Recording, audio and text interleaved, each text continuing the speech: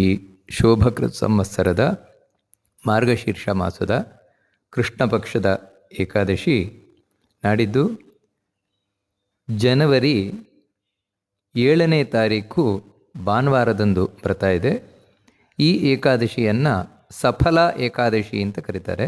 ಅಂದರೆ ಇಂತಹ ಸಫಲ ಏಕಾದಶಿ ನಾಡಿದ್ದು ಜನವರಿ 7ನೇ ತಾರೀಕು ಈ ಭಾನುವಾರದಂದು ಬರ್ತಾ ಇದೆ. ಈ ಏಕಾದಶಿಯ ಮಹತ್ವವನ್ನು ಈಗಾಗಲೇ ನಾವು ಕೇಳಿದ್ದೇವೆ, ಆದರೆ ಮತ್ತೆ ಅದನ್ನು ನೆನಪಿಗೆ ತಂದುಕೊಳ್ಳಿಕ್ಕೋಸ್ಕರ ಮತ್ತೆ ನಾವು ಚಿಂತನೆಯನ್ನು ನಡೆಸ್ತಾ ಇರುವಂಥದ್ದು. ಮಹಾತ್ಮೆ, ಈ ಏಕಾದಶಿಯ ಮಹಾತ್ಮೆ ಪುರಾಣಗಳಲ್ಲಿ ಬರ್ತದೆ. ಕೃಷ್ಣ ಯುಧಿಷ್ಠಿರನಿಗೆ, ಧರ್ಮರಾಜನಿಗೆ ಇದರ ಮಹತ್ವವನ್ನು ತಿಳಿಸ್ಕೊಂಡು ಹೋಗ್ತಾನೆ. ತಿಳಿಸ್ತಾ ಒಂದು ಮಾತನ್ನು ಹೇಳ್ತಾನೆ, ಯಾವತ್ತೂ ಏಕಾದಶಿಯ ವಿಷಯದಲ್ಲಿ ಒಂದು ಏಕಾದಶಿ ಹೆಚ್ಚು ಒಂದು ಏಕಾದಶಿ ಕಡಿಮೆ ಅಂತ ಮಾಡಬಾರ್ದು. ಎಲ್ಲ ಏಕಾದಶಿಗಳು ಕೂಡ ಒಂದೇ ರೀತಿ ಅಂತ ಹೇಳಿದ್ರು. ಒಂದೇ ರೀತಿ ಅಂತ ಹೇಳಿದರೆ ಭಗವಂತನ ಅನುಗ್ರಹವನ್ನು ಹಾಗೇ ತಂದುಕೊಡುವಂಥವುಗಳು, ಅದರಲ್ಲೇನು ವ್ಯತ್ಯಾಸ ಏನಿಲ್ಲ. ಯಾಕೆ ಈ ಮಾತನ್ನು ಅಂತ ಹೇಳಿದರೆ, ಕೆಲವರು ಆಷಾಢ ಶುದ್ಧ ಏಕಾದಶಿ, ಅದೇ ಪ್ರಥಮ ಏಕಾದಶಿ, ಅದನ್ನು ಬಹಳ ವಿಜೃಂಭಣೆಯಿಂದ ಆಚರಣೆ ಮಾಡ್ತಾರೆ. ಅವತ್ತೊಂದು ದಿನ ಏಕಾದಶಿಯನ್ನು ಉಪವಾಸವನ್ನು ಮಾಡ್ತಾರೆ. ಇನ್ನು ಯಾವ ಏಕಾದಶಿ ಉಪವಾಸ ಮಾಡೋದಿಲ್ಲ.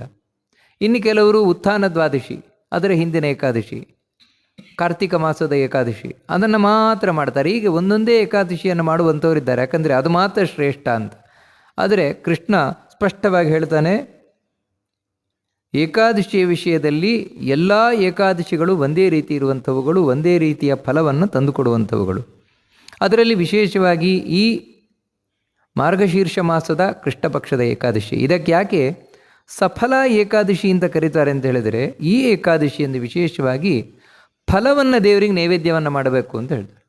ಫಲಗಳನ್ನು, ಹಣ್ಣುಗಳನ್ನು ದೇವರಿಗೆ ನೈವೇದ್ಯವನ್ನು ಮಾಡಬೇಕು. ಅದು ಯಾರಿಗೆ? ನಾರಾಯಣನಿಗೆ, ಕೃಷ್ಣನಿಗೆ ಮಾತ್ರ ಏಕಾದಶಿ ಇದನ್ನು ಮಾಡುವಂಥದ್ದು. ಅದಕ್ಕೆ ಸಫಲ ನಾಮಯ ಪ್ರೋಕ್ತ ತಸ್ಯ ಪೂಜಾ ವಿಧಿಂ ಶೃಣು ಫಲೈರ್ಮಾಂ ಪೂಜಯೇತ್ ತತ್ರ ಕಾಲದೇಶೋದ್ಭವೈ ಶುಭೈ.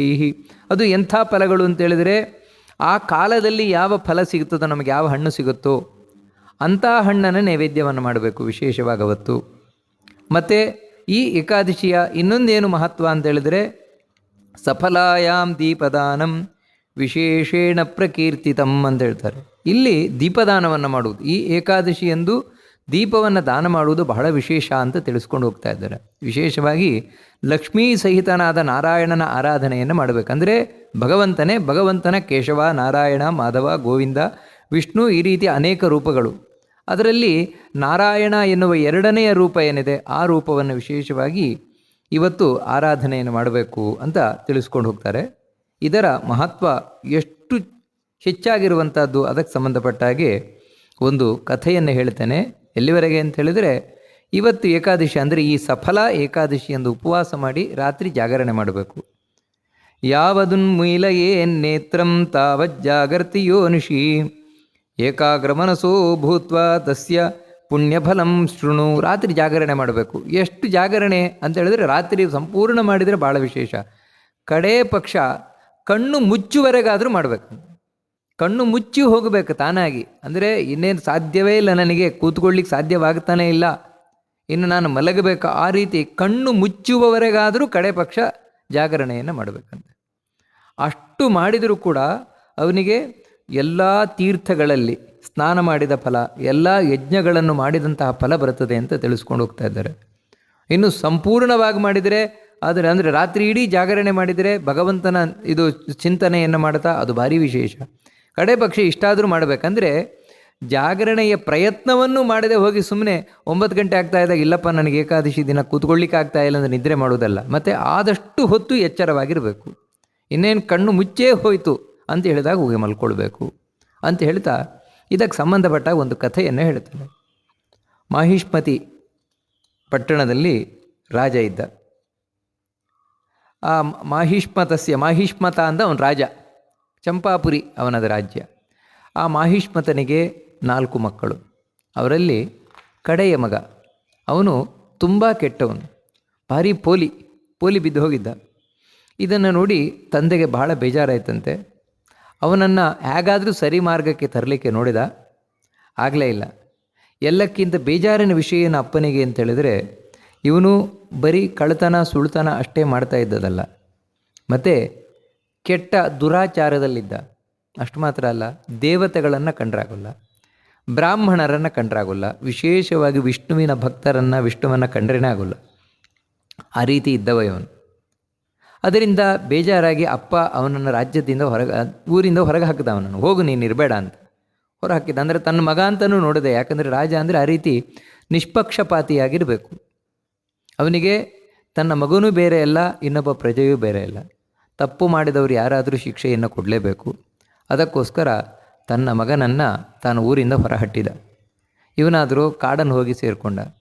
ಕಾಡನ್ನು ಸೇರಿಕೊಂಡು ಯೋಚನೆ ಏನು ಮಾಡ್ತಾನೆ, ನಾನು ಏನು ಮಾಡೋಣ, ಯಾಗಾದರೂ ಹೊಟ್ಟೆ ತುಂಬಿಸ್ಕೊಳ್ಬೇಕಲ್ವ. ಅದಕ್ಕೆ ರಾತ್ರಿ ನಾನು ಊರಿಗೆ ಹೋಗ್ತೇನೆ, ಊರಿಗೆ ಹೋಗಿ ಕಳ್ತನ, ದರೋಡೆ ಮುಂತಾದವುಗಳನ್ನೆಲ್ಲ ಮಾಡ್ತೇನೆ, ಹಗಲಿನಲ್ಲಿ ಈ ಕಾಡಲ್ಲೇ ಇರ್ತೇನೆ. ಈ ರೀತಿ ಲೆಕ್ಕಾಚಾರ ಮಾಡಿ ಆಮೇಲೆ ರಾತ್ರಿ ವೇಳೆಯಲ್ಲಿ ತಾನು ಊರಿಗೆ ಹೋಗ್ತಾ ಇದ್ದ. ಊರಿನಲ್ಲಿ ದರೋಡೆ ಮಾಡುವುದು, ಕಳ್ಳತನ ಮಾಡುವುದು ಮುಂತಾದವುಗಳನ್ನೆಲ್ಲ ಮಾಡಿ ಹಗಲಲ್ಲಿ ಆ ಕಾಡಲ್ಲಿ ವಾಸ ಮಾಡ್ತಾ ಇದ್ದೇನೆ. ಜನಗಳಿಗೆ ರಾತ್ರಿ ವೇಳೆಯಲ್ಲಿ ಕೆಲವು ಸಲ ಗೊತ್ತಾಗ್ತಾ ಇತ್ತಂತೆ ಇವನೇ ಅಂತ. ಗೊತ್ತಾದರೂ ಕೂಡ, ಸಿಕ್ಕಿ ಬಿದ್ದರೂ ಕೂಡ ಹಿಡಿತಾ ಇದ್ರು ಇವನನ್ನು, ಹಿಡಿದು ಬಿಟ್ಟು ಬಿಡ್ತಾಯಿದ್ರು. ಯಾಕಂದರೆ ಎಷ್ಟೊಂದರೂ ರಾಜನ ಮಗ. ನಾವೇನಾದರೂ ಕರ್ಕೊಂಡು ಹೋಗಿ ರಾಜನ ಮುಂದೆ ನಿಲ್ಲಿಸಿದ್ವು ಅಂತ ಹೇಳಿದ್ರೆ ರಾಜ ಸಿಟ್ಟಿನಿಂದ ನಮಗೆ ಏನಾದರೂ ಶಿಕ್ಷೆ ಕೊಟ್ಟರೆ, ಯಾಕಂದರೆ ಹೇಳಲಿಕ್ಕೆ ಬರೋಲ್ಲ ಈ ರಾಜರ ಸಹವಾಸ, ಹಾಗಂತೇಳಿ ಜನ ಬಿಟ್ಟುಬಿಡ್ತಾ ಇದ್ರಂತೆ. ಹಾಗಾಗಿ ಇವನು ಯಾವುದೇ ಅಡೆತಡೆ ಇಲ್ಲದೆ ಕಳ್ಳತನವನ್ನು ಮಾಡ್ತಾ ಇದ್ದ. ಆಶ್ಚರ್ಯ ಏನು ಅಂತೇಳಿದ್ರೆ, ಇವನು ರಾತ್ರಿ ಇದು ನಗರಕ್ಕೆ ಬರ್ತಾ ಇದ್ದ, ಹಗಲೆಲ್ಲ ಇವನು ಇರ್ತಾ ಇದ್ದದ್ದು ಒಂದು ಕಾಡಲ್ಲಿ. ಅದು ಎಂಥ ಕಾಡು ಅಂದರೆ ಅಲ್ಲಿ ವಿಶೇಷವಾಗಿ ದೇವರ ಸನ್ನಿಧಾನ ಇತ್ತಂತೆ, ನಾರಾಯಣನ ಸನ್ನಿಧಾನ ಇತ್ತಂತೆ ಆ ಕಾಡಲ್ಲಿ. ಅದು ಎಲ್ಲಿ ಅಂದರೆ ಒಂದು ಅಶ್ವತ್ಥ ಮರದಲ್ಲಿ. ಅಲ್ಲೊಂದು ಅಶ್ವತ್ಥ ಮರ ಇತ್ತು, ಅರಳಿ ಮರ.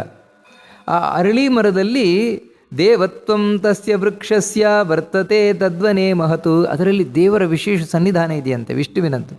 ಯಾಕಂದರೆ ಅಲ್ಲಿ ಯಾವ ಋಷಿಮುನಿಗಳು ತಪಸ್ಸು ಮಾಡಿದಾರೋ ಅದರ ಕೆಳಗೆ, ಅಥವಾ ಇನ್ನೆಂಥ ಒಳ್ಳೆ ಪೂಜೆ ಅದರ ಅಡಿಯಲ್ಲಿ ಮಾಡಲ್ಪಟ್ಟಿದೆಯೋ ಗೊತ್ತಿಲ್ಲ. ಇವನು ಅದರ ಕೆಳಗೆ ವಾಸ ಮಾಡ್ತಾ ಇದ್ದ. ಯಾವಾಗಲೂ ಆ ಮರದ ಕೆಳಗೆ ವಾಸ ಮಾಡೋದು ಇವನು, ಅದರ ನೆರಳಲ್ಲಿ ಅವನಲ್ಲೇ ಇರೋದು, ಅಲ್ಲೇ ತಿನ್ನೋದು ಎಲ್ಲ ಇದೇ ಮಾಡ್ತಾ ಇದ್ದ. ಯಾವತ್ತು ಯಾವುದು ಒಳ್ಳೆಯ ವಸ್ತುವಿನಿದೆ, ಒಳ್ಳೆಯ ವಸ್ತು, ಅದರ ಸಹವಾಸ ನಮ್ಮ ಒಳ್ಳೇದು ಮಾಡೇ ಮಾಡ್ತದೆ. ಅದಕ್ಕೆ ಮನುಷ್ಯರೇ ಆಗಬೇಕು ಅಂತಿಲ್ಲ, ಒಂದು ಮರ ಆದರೂ ಸರಿಯೇ ನೋಡಿ, ಅದಕ್ಕೆ ಸಾಕ್ಷಿಯಾಗಿರುವುದೇ ಇವನು. ಇವನು ಆ ಒಳ್ಳೆಯ ಮರ ಅಂದರೆ ಒಳ್ಳೆಯ ಅರಳಿ ಮರ. ಒಳ್ಳೆಯ ಅರಳಿ ಮರ ಅಂತ ಯಾಕೆ ಹೇಳೋದು ಅಂದರೆ ಅದರಲ್ಲಿ ಭಗವಂತನ ಸನ್ನಿಧಾನ ಇದೆ.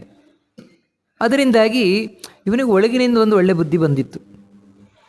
ಅದಕ್ಕೆ ಏನು ಮಾಡಿದ ಅಂತ ಹೇಳಿದರೆ, ಒಳ್ಳೆ ಬುದ್ಧಿ ಅಂತ ಹೇಳಿದ್ರೆ ಕೆಟ್ಟ ಕರ್ಮ ಬಿಡಲಿಲ್ಲ. ಯಾಕಂದರೆ ಈ ಕೆಟ್ಟ ಕರ್ಮ ಅನ್ನುವುದು ಅವನ ಪಾಪದಿಂದಾಗಿ ಬಂದಿದೆ, ಕೆಟ್ಟ ಕರ್ಮ ಮಾಡ್ತಾ ಇದ್ದಾನೆ.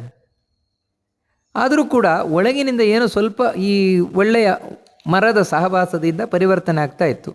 ಹಾಗಾಗಬೇಕಾದ್ರೆ ಒಮ್ಮೆ ಇದೇ ಈ ಸಫಲ ಏಕಾದಶಿ ಬಂತು, ಮಾರ್ಗಶೀರ್ಷ ಮಾಸದ ಕೃಷ್ಣ ಪಕ್ಷದ ಏಕಾದಶಿ. ಅದರ ಹಿಂದಿನ ದಿನ ದಶಮಿ.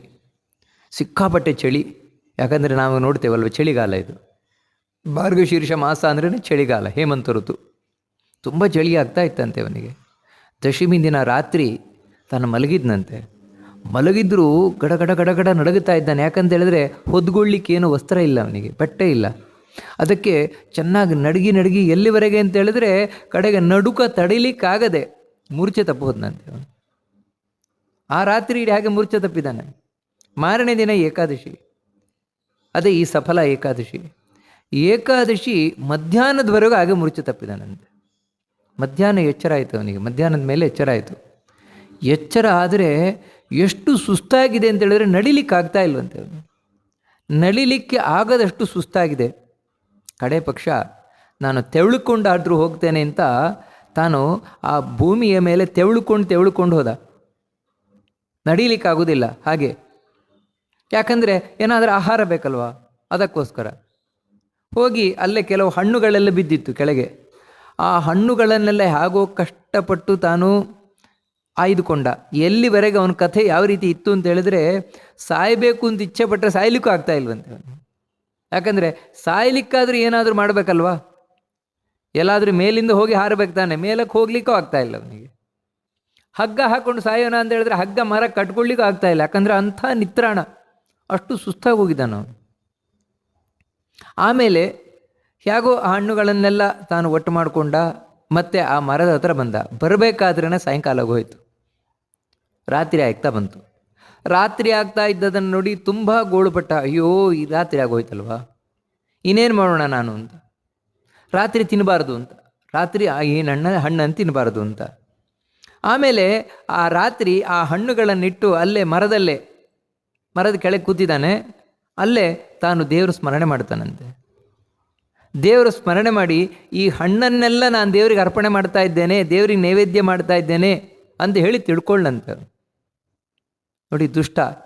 ಆದರೂ ಈ ಮರದ ಸಹವಾಸದಿಂದ ಅವನೊಳಗೊಂದು ಒಳ್ಳೆತನ ಬಂದಿದೆ. ಮೊದಲು ದೇವರಿಗೆ ಬೈತಾ ಇದ್ದ, ಇವಾಗ ಒಳ್ಳೆಯದ ಸಹವಾಸದಿಂದಾಗಿ ಆ ದೇವರಲ್ಲಿ ಭಕ್ತಿ ಬಂದಿದೆ. ಅದಕ್ಕೋಸ್ಕರ ಆ ಹಣ್ಣನ್ನು ನೈವೇದ್ಯ ಮಾಡಿ ಆ ರಾತ್ರಿ ಹಾಗೇ ಕೂತ್ನಂತೆ. ತಿನ್ನಲಿಲ್ವಂತೆ, ಹಣ್ಣನ್ನು ತಿನ್ನಲಿಲ್ವಂತೆ, ಹಾಗೆ ಇದ್ನಂತೆ. ಆ ರಾತ್ರಿ ಆದರೂ ನಿದ್ರೆ ಬರಲಿಲ್ಲ. ಒಂದು ಕಡೆ ಚಳಿ, ಮತ್ತೊಂದು ಕಡೆ ಆಹಾರ ಇಲ್ಲ, ನಿತ್ರಣ, ಹೀಗೆಲ್ಲ ಆಗಿ ಅವನಿಗೆ ಆ ರಾತ್ರಿ ಇಡೀ ನಿದ್ರೆಯೇ ಬರಲಿಲ್ವಂತೆ. ಹಾಗಾಗಿ ಏಕಾದಶಿಯ ಜಾಗರಣೆಯೂ ಆಯಿತು. ಏಕಾದಶಿ ಉಪವಾಸ, ಏಕಾದಶಿಯ ಜಾಗರಣೆ ಎರಡೂ ಕೂಡ ಆಯ್ತಂತೆ. ಇದರ ಪ್ರಭಾವದಿಂದ ಏನಾಯ್ತು ಅವನಿಗೆ ಅಂದರೆ, ಇಂತಹ ಒಂದು ಸಫಲ ಏಕಾದಶಿ ಅಂದರೆ ನೋಡಿ, ಸಫಲ ಏಕಾದಶಿಯಲ್ಲಿ ಮುಖ್ಯಾಂಶ ಏನು ಅಂತ ಹೇಳಿದ್ರೆ, ಒಂದು ಹಣ್ಣನ್ನು ದೇವರಿಗೆ ನೈವೇದ್ಯ ಮಾಡಿದ್ದು, ಮತ್ತು ರಾತ್ರಿ ಜಾಗರಣೆಯನ್ನು ಮಾಡಿದ್ದು, ದಿನ ಇಡೀ ಉಪವಾಸವನ್ನು ಮಾಡಿದ್ದು, ಎಲ್ಲಕ್ಕಿಂತ ಮುಖ್ಯವಾಗಿ ದೇವರ ಸ್ಮರಣೆ ಮಾಡಿದ್ದು. ಇದಿಷ್ಟನ್ನು ಮಾಡಿದ್ರಿಂದಾಗಿ ಅವನಿಗೆ ರಾಜ್ಯ ದೊರಕಿತಂತೆ. ಅವನು ರಾಜ ಆದನಂತೆ. ಅವನು ಎಲ್ಲಿವರೆಗೆ ಅಂದರೆ, ಯಾರನ್ನು ಊರಿಂದ ಹೊರ ಅಟ್ಟಿದ್ನೋ ಅಂಥವನೇ ಮತ್ತೆ ರಾಜನಾದ, ಹೊರ ಅಟ್ಟಲ್ಪಟ್ಟವನು. ಇದು ಹೇಗೆ ಸಾಧ್ಯ? ಅದಕ್ಕೆ ಕೃಷ್ಣ ಧರ್ಮರಾಜನಿಗೆ ಹೇಳ್ತಾನೆ, ನೋಡು ಅದು ಹೇಗೆ ಅಂತ ಹೇಳ್ತೇನೆ ನಾನು ನಿನಗೆ. ಮಾರನೇ ದಿನ ಬೆಳಗ್ಗೆ ಆಯಿತು.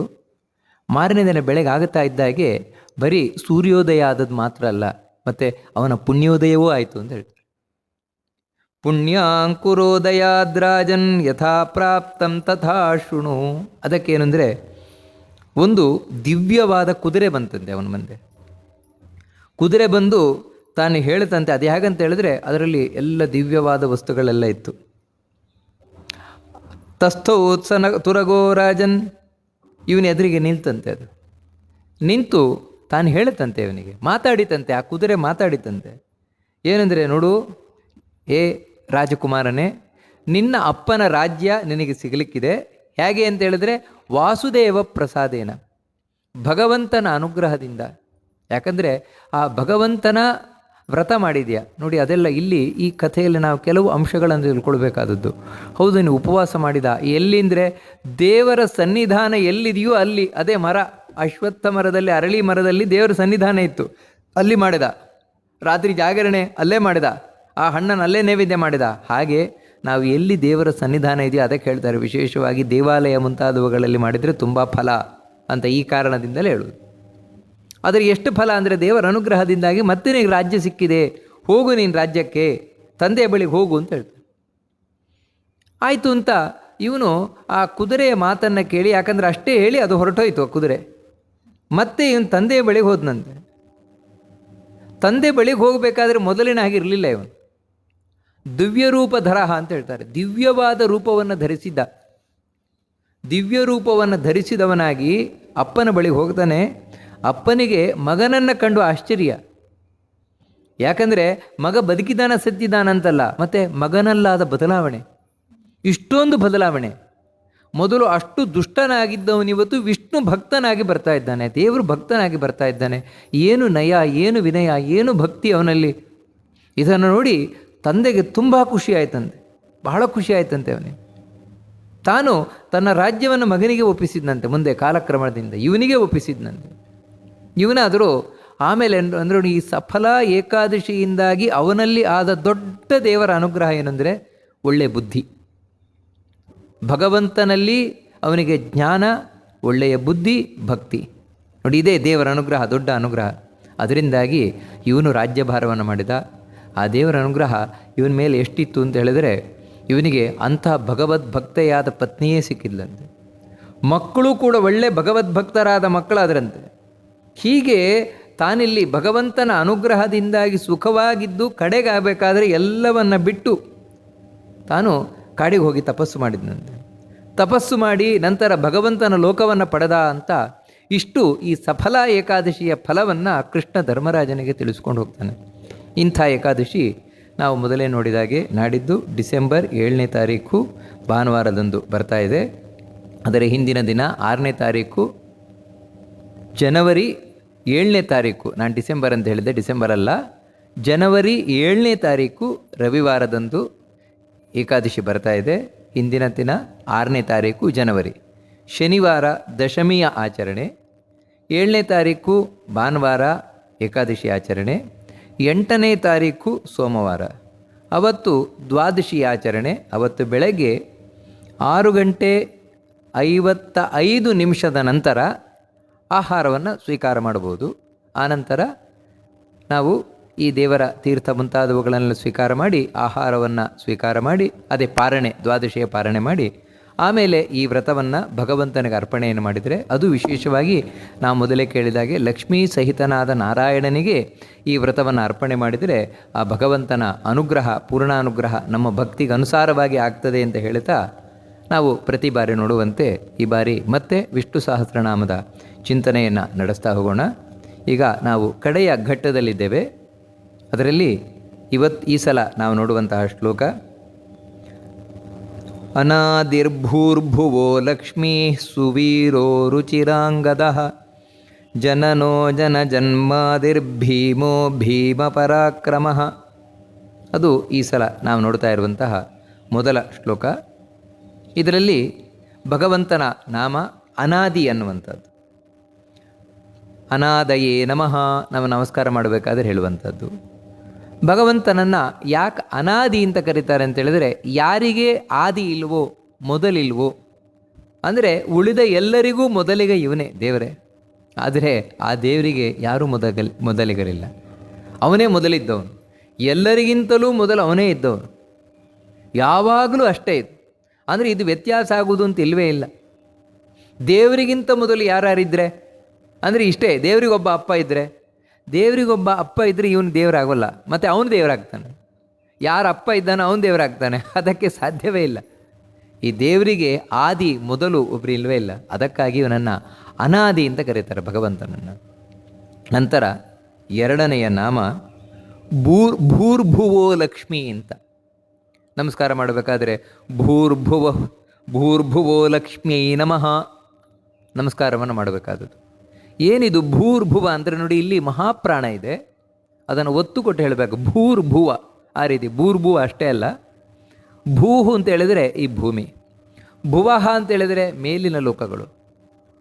ಈ ಲೋಕ, ಮೇಲಿನ ಲೋಕ, ಎಲ್ಲ ಲೋಕಗಳಲ್ಲಿಯೂ ಕೂಡ ಏನೊಂದು ಸಂಪತ್ತಿದೆ.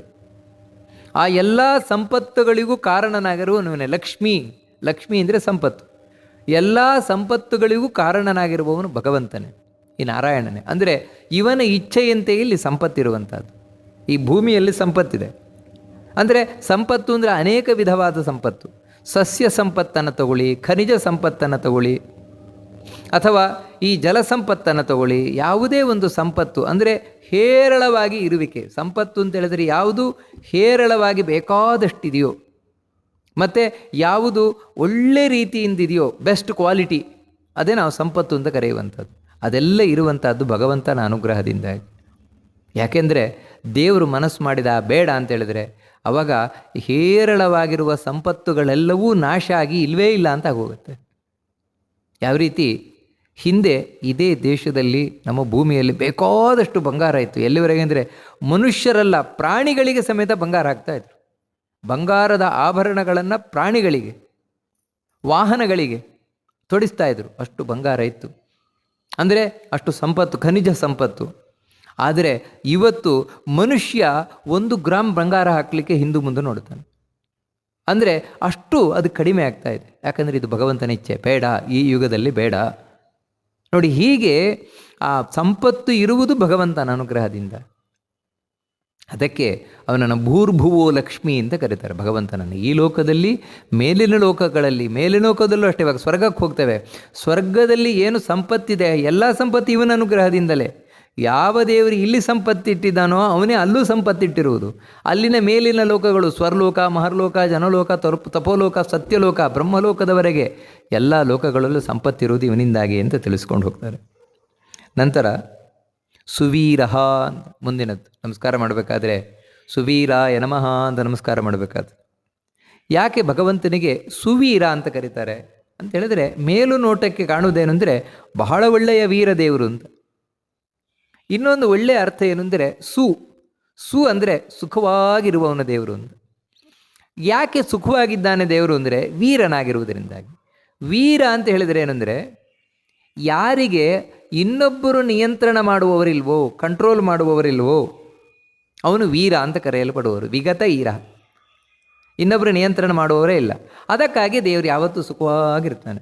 ಯಾವತ್ತೂ ಇನ್ನೊಬ್ಬರು ನಿಯಂತ್ರಣ ಅಂದರೆ ಇನ್ನೊಬ್ಬರ ಅಡಿಯಾಳಾಗಿದ್ದರೆ, ಇನ್ನೊಬ್ಬರ ಕೈ ಕೆಳಗಿದ್ದರೆ ಆವಾಗ ಎಷ್ಟಂದ್ರೂ ಕಷ್ಟವೇ. ನಾವು ಎಷ್ಟು ಖುಷಿಯಾಗಿದ್ದರೂ ಕೂಡ ಕಷ್ಟವೇ. ಯಾಕಂದರೆ ಇನ್ನೊಬ್ಬರ ಕೈ ಕೆಳಗಿರುವುದೇ ಕಷ್ಟ. ಆದರೆ ಭಗವಂತ ಆ ರೀತಿ ಇಲ್ಲವೇ ಇಲ್ಲ, ತಾನೇ ತಾನಾಗಿರುವವನು. ಅದರಿಂದಾಗಿಯೇ ಅವನು ಸುಖವಾಗಿರುವವನು. ಅದರಿಂದಾಗಿ ಸುವೀರ ಅಂತ ಕರೀತಾರೆ ಭಗವಂತನನ್ನು. ಮುಂದಿನದ್ದು ರುಚಿರಾಂಗದ ಅಂತ ನಮಸ್ಕಾರ ಮಾಡಬೇಕಾದ್ರೆ ರುಚಿರಾಂಗದಾಯ ನಮಃ ಅಂತ ನಮಸ್ಕಾರ ಮಾಡೋದು. ಯಾಕೆ ದೇವರನ್ನು ರುಚಿರಾಂಗದ ಅಂತ ಕರೀತಾರೆ ಅಂದರೆ, ಅಂಗದ ಅಂತ ಹೇಳಿದರೆ ತೋಳಿಗೆ ಹಾಕುವ ಆಭರಣ, ತೋಳಿಗೆ ತೊಡುವ ಆಭರಣಕ್ಕೆ ಅಂಗದ ಅಂತ ಕರೀತಾರೆ. ದೇವರು ತಾನು ಆ ತೋಳ್ಬಂದಿ, ತೋಳಿನ ಆಭರಣವನ್ನು ಧರಿಸಿದ್ದಾನಂತೆ. ಅದು ಹೇಗಿದೆ ಅಂದರೆ ತುಂಬ ಚೆನ್ನಾಗಿದೆಯಂತೆ, ಹೊಳಿತಾ ಇದೆಯಂತೆ. ಹೊಳೆಯುವಂತಹ ತೋಳ್ಬಂದಿಯನ್ನು ಧರಿಸಿರುವವನು, ತೋಳಿನ ಆಭರಣವನ್ನು ಧರಿಸಿರುವವನು, ಅದಕ್ಕೆ ಭಗವಂತನನ್ನು ರುಚಿರಾಂಗದ ಅಂತ ಕರೀತಾರೆ. ಅಥವಾ ಇನ್ನೊಂದು ಅರ್ಥ ಏನಿದಕ್ಕೆ, ಇನ್ನೊಂದು ಸುಂದರವಾದ ಅರ್ಥ ಅಂದರೆ, ಭಗವಂತ ಯಾರು ಪುಣ್ಯಾತ್ಮರಿದ್ದಾರೆ, ಯಾರು ಸಜ್ಜನರಿದ್ದಾರೆ ಅವರಿಗೆ ರುಚಿರ ಅಂತ ಹೇಳಿದ್ರೆ ಸುಂದರವಾದ ಅಂಗಗಳನ್ನು ಕೊಡ್ತಾನಂತೆ. ಅಂಗದ ಅಂದರೆ ಅಂಗಗಳನ್ನು ಕೊಡ್ತಾನಂತೆ. ಅದಕ್ಕಾಗಿಯೇ ಯಾರು ಪುಣ್ಯಾತ್ಮರಿರ್ತಾರೆ ಅಂಥವರು ಸುಂದರವಾದ ಅಂಗಾಂಗವುಳ್ಳ ದೇಹವುಳ್ಳವರಾಗಿ ಬರ್ತಾರೆ. ಇಲ್ಲಿ ಅದು ದೇವರ ಅನುಗ್ರಹ. ಉದಾಹರಣೆಗೆ ಇಲ್ಲಿ ಮಧ್ವಾಚಾರ್ಯರು ಬಂದಿದ್ದರು. ಅವರ ದೇಹ 32 ಲಕ್ಷಣಗಳಿಂದ ಕೂಡಿತ್ತು ಅಂತ ಹೇಳ್ತಾರೆ. ಅಂದರೆ ಒಂದೊಂದು ಅಂಗ ಅವಯವಗಳು ಅಷ್ಟು ಚೆನ್ನಾಗಿರುತ್ತು ಅಂತ. ಅದೇನೆಂದರೆ ಅದು ದೇವರ ಅನುಗ್ರಹ. ರುಚಿರಾಂಗದ ಅಂತದಕ್ಕೆ ಕರೆಯುವುದು. ಈ ರೀತಿ ಯಾರು ಭಕ್ತರಿದ್ದಾರೆ, ಜ್ಞಾನಿಗಳಿದ್ದಾರೆ, ಅವರಿಗೆ ಸುಂದರವಾದ ಅಂಗಾಂಗವುಳ್ಳ ದೇಹವನ್ನು ಕೊಡುವವನು ದೇವರು. ಅದಕ್ಕೆ ರುಚಿರಾಂಗದ ಅಂತ ಹೆಸರು ದೇವರಿಗೆ. ಮುಂದಿನದ್ದು ಜನನಃ ಅಂತ ನಮಸ್ಕಾರ ಮಾಡಬೇಕಾದ್ರೆ ಜನನಾಯ ನಮಃ ಅಂತ ನಮಸ್ಕಾರ ಮಾಡಬೇಕಾದದ್ದು. ಯಾಕೆ ದೇವರನ್ನು ಜನನ ಅಂತ ಕರೀತಾರೆ ಅಂತ ಹೇಳಿದರೆ, ಹುಟ್ಟು ಅಂತ. ಜನನ ಅಂದರೆ ಹುಟ್ಟು ಅಂತ. ಹುಟ್ಟೇ ಅವನು, ದೇವರೇ ಹುಟ್ಟು. ಅಂದರೆ ಅರ್ಥ ಏನು ಅಂತ ಹೇಳಿದರೆ, ಇದನ್ನು ಭಗವದ್ಗೀತೆಯಲ್ಲಿ ಹೇಳ್ತಾನೆ, ನಾನೇ ಹುಟ್ಟು ನಾನೇ ಸಾವು ಅಂತ. ಕಾರಣ ಏನು ಅಂತ ಹೇಳಿದರೆ, ದೇವರು ಇಲ್ಲದೆ ಇದ್ದರೆ ಹುಟ್ಟು ಆಗುವುದೇ ಇಲ್ಲ, ಯಾವುದು ಹುಟ್ಟುವುದೇ ಇಲ್ಲ. ಈ ಜಗತ್ತಿನಲ್ಲಿ ಯಾವುದೇ ಒಂದು ವಸ್ತು ಹುಟ್ಟಬೇಕು ಅಂತ ಹೇಳಿದರೆ ಅಲ್ಲಿ ದೇವರು ಇರಲೇಬೇಕು. ಯಾಕಂದರೆ ಹುಟ್ಟಿಸುವವನು ಅವನೇ, ಅಂದರೆ ಆ ಹುಟ್ಟಿಗೆ ಶಕ್ತಿ ಕೊಡುವವನು ಅವನೇ. ಯಾಕಂದರೆ ಹುಟ್ಟು ಅನ್ನೋದು ಆ್ಯಕ್ಟಿವೇಟ್ ಆದರೆ ಮಾತ್ರ ಆವಾಗ ಯಾರಾದರೂ ಹುಟ್ಟಲಿಕ್ಕಾಗತ್ತೆ, ಏನಾದರೂ ಇಲ್ಲಿ ಹುಟ್ಟಲಿಕ್ಕಾಗತ್ತೆ. ಅಲ್ಲಿ ಕೂತಿರುವವನೇ ದೇವರು. ಇಲ್ಲದಿದ್ದರೆ ಹುಟ್ಟು ಅನ್ನುವುದೊಂದು ಶಬ್ದ ಮಾತ್ರ, ಸಾವು ಅನ್ನುವುದೊಂದು ಶಬ್ದ ಮಾತ್ರ. ಆದರೆ ಅದು ಸಾರ್ಥಕ ಆಗಬೇಕು ಅಂದರೆ ದೇವರಲ್ಲಿ ಕೂತ್ಕೊಳ್ಬೇಕು. ಅಂದರೆ ಒಂದು ರೀತಿಯಿಂದ ಹೇಳೋದಾದರೆ ಇಡೀ ಜಗತ್ತಿನ ಜನಕ ಇವನೇ, ಹುಟ್ಟಿಸುವವನು ಇವನೇ. ಅದಕ್ಕೆ ಅವನೇ ಹುಟ್ಟು. ನಾವು ಯಾರಿಲ್ಲದಿದ್ದರೆ ಯಾವ ಕೆಲಸ ಆಗುವುದೇ ಇಲ್ವೋ ಅದನ್ನು ಅವ್ರ ಹೆಸರಲ್ಲೇ ಕರೆದು ಬಿಡ್ತೇವೆ ನಾವು. ಒಬ್ಬರೇ ಮಾಸ್ಟರ್ ಇರುವ ಶಾಲೆ, ಆವಾಗ ನಾವೇನು ಹೇಳ್ತೇವೆ ಅಂದರೆ ಬಿಡಿ ಅವರೇ ಶಾಲೆ ಅಂತ. ಕಾರಣ ಅಂದರೆ ಅವರು ಇಲ್ಲದಿದ್ದರೆ ಶಾಲೆಯೇ ಇಲ್ಲ ಅಲ್ಲಿ. ಇಲ್ಲಿ ಅದೇ ರೀತಿ ದೇವರು ಇಲ್ಲದಿದ್ದರೆ ಹುಟ್ಟೇ ಇಲ್ಲ. ಅದಕ್ಕೆ ಅವನನ್ನು ಜನನಃ ಅಂತ ಕರೀತಾರೆ. ಮುಂದಿನದ್ದು ಜನಜನ್ಮಾದಿಹಿ ನಮಸ್ಕಾರ ಮಾಡಬೇಕಾದ್ರೆ ಜನಜನ್ಮಾದಯೇ ನಮಃ ಅಂತ ನಮಸ್ಕಾರ ಮಾಡಬೇಕಾದದ್ದು. ಯಾರು ಅಂದರೆ ಜನರು ನಾವೆಲ್ಲರೂ ಜನರು, ಜನಿಸುವವರು, ಜೀವರು. ನಮ್ಮ ಜನ್ಮಕ್ಕೆ, ಜನನಕ್ಕೆ ಇವನೇ ಆದಿ ಕಾರಣನಾಗಿರುವವನು, ದೇವರೇ ಕಾರಣನಾಗಿರುವವನು. ಇದು ಮಾತ್ರ ನಾನು ನಂಬಲಿಕ್ಕೆ ಬರೋಲ್ಲ. ಅಲ್ರಿ, ನಾವೇನು ತಿಳ್ಕೊಂಡಿದ್ದೇವೆ ಅಂದರೆ ನಾವು ಹುಟ್ಟಲಿಕ್ಕೆ ನಮ್ಮ ಪಾಪ ಪುಣ್ಯಗಳು ಕಾರಣ ಅಂತ ತಿಳ್ಕೊಂಡಿದ್ದೇವೆ. ನಮ್ಮ ಪಾಪ ಪುಣ್ಯಗಳಿಂದಾಗಿ, ನಮ್ಮ ಪ್ರಾರಬ್ಧ ಕರ್ಮದಿಂದಾಗಿ ನಾವಿಲ್ಲಿ ಹುಟ್ಟಿ ಬರ್ತೇವೆ ಅಂತ. ಆದರೆ ನೀವು ಹೇಳ್ತಾ ಇದ್ದೀರಿ ದೇವರು ಕಾರಣ ಅಂತ. ನಾವು ಹುಟ್ಟಿ ಬರಲಿಕ್ಕೆ ದೇವರು ಕಾರಣ ಅಂತ. ಒಂದೊಮ್ಮೆ ದೇವರು ಕಾರಣ ಅಂತ ಆದರೆ ದೇವರು ಪಕ್ಷಪಾತಿ ಆಗಬೇಕಾದೀತು. ಯಾಕಂದರೆ ಕೆಲವರನ್ನು ಚೆನ್ನಾಗಿ ಹುಟ್ಟಿಸ್ತಾನೆ, ಕೆಲವರನ್ನು ಕೆಟ್ಟದಾಗಿ ಹುಟ್ಟಿಸ್ತಾನೆ ದೇವರು. ಹೀಗೆಲ್ಲ ಹುಟ್ಟಿಸುವುದರಿಂದಾಗಿ ದೇವರು ನಿಜವಾಗಲೂ ಪಕ್ಷಪಾತಿ ಆಗಬೇಕಲ್ವಾ ಅಂತ ಹೇಳಿದರೆ, ಇಲ್ಲ, ಹಾಗೆಲ್ಲ ಹೇಳ್ತಾ ಇರುವುದು. ದೇವರು ಕಾರಣ ಅಂತ ಹೇಳಿದರೆ, ಇವಾಗ ಪಾಪ ಪುಣ್ಯಗಳಿದೆ, ಹೌದು, ನಾವಿಲ್ಲಿ ಹುಟ್ಟಿ ಬರುವುದು ನಮ್ಮ ಪಾಪ ನಮ್ಮ ಪುಣ್ಯಕ್ಕೆ ಅನುಗುಣವಾಗಿ. ಆದರೆ ಆ ಪಾಪ ಪುಣ್ಯಗಳಾದರೂ ನಮ್ಮ ಮೇಲೆ ಹೇಗೆ ಎಫೆಕ್ಟ್ ಮಾಡ್ತವೆ?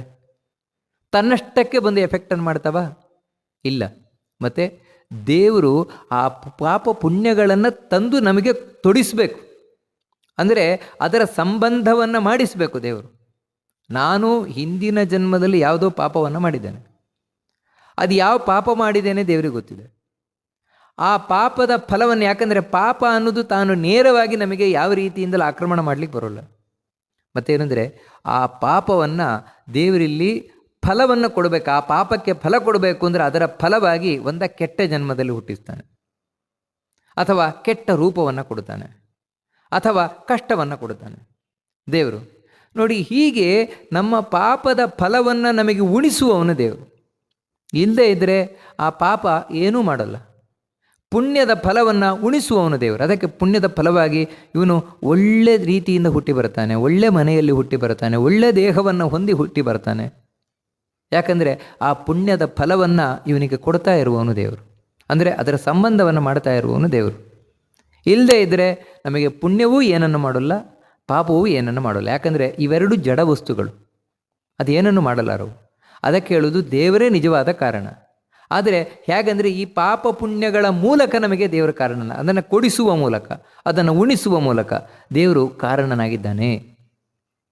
ಅದರಿಂದಾಗಿ ಜನ್ಮಾದಿಹಿ ಅಂತ ದೇವರನ್ನು ಕರೆಯುವಂಥದ್ದು. ಮುಂದಿನದ್ದು ಭೀಮಃ. ಈಗಾಗಲೇ ಬಂದಿದೆ, ಇದು ವಿಷ್ಣು ಸಹಸ್ರನಾಮದಲ್ಲಿ ಹಿಂದೆ ಒಂದು ಸಲ ಬಂದಿದೆ ಭೀಮ ಅನ್ನುವಂಥದ್ದು.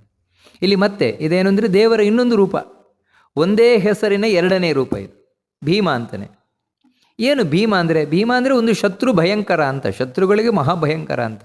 ಇನ್ನೊಂದು ಅರ್ಥ ಏನು ಅಂದರೆ ಭೀಮ ಅಂತೇಳಿದರೆ, ಭೀ ಅಂತೇಳಿದರೆ ಭಯ, ಮಾ ಅಂದರೆ ಬೇಡ, ಭಯ ಬೇಡ ಅಂತ ಭಕ್ತರಿಗೆ ಯಾವತ್ತೂ ದೇವರು ತಾನು ಸಂತೈಸ್ತಾ ಇರ್ತಾನೆ. ತನ್ನ ಭಕ್ತರಿಗೆ ಭಯ ಬೇಡ, ಯಾವ ರೀತಿ ಪ್ರಹ್ಲಾದನ ಹಾಗೆ. ನೋಡಿ, ಪ್ರಹ್ಲಾದನನ್ನು ಯಾವ ರೀತಿಯಿಂದ ಹೆದರಿಸಬೇಕು ಅಂತ ಹಿರಣ್ಯಕಶಿಪು ಪ್ರಯತ್ನ ಪಟ್ಟರೂ ಕೂಡ ಪ್ರಹ್ಲಾದನನ್ನು ಹೆದರಿಸ್ಲಿಕ್ಕೆ ಸಾಧ್ಯವೇ ಆಗಲಿಲ್ಲ. ಯಾಕಂದರೆ ಭಗವಂತ ಭೀಮನಾಗಿ ಕೂತಿದ್ದ. ಇದೇ ಹೆದರಬೇಡ ನಾನಿದ್ದೇನೆ, ಹೆದರಬೇಡ ನಾನಿದ್ದೇನೆ ಅಂತ ಅವನನ್ನು ಯಾವತ್ತೂ ಸಂತೈಸ್ತಾ ಇದ್ದ.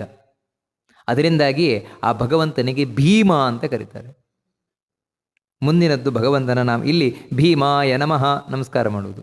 ಮುಂದಿನದ್ದು ಭೀಮ ಪರಾಕ್ರಮ.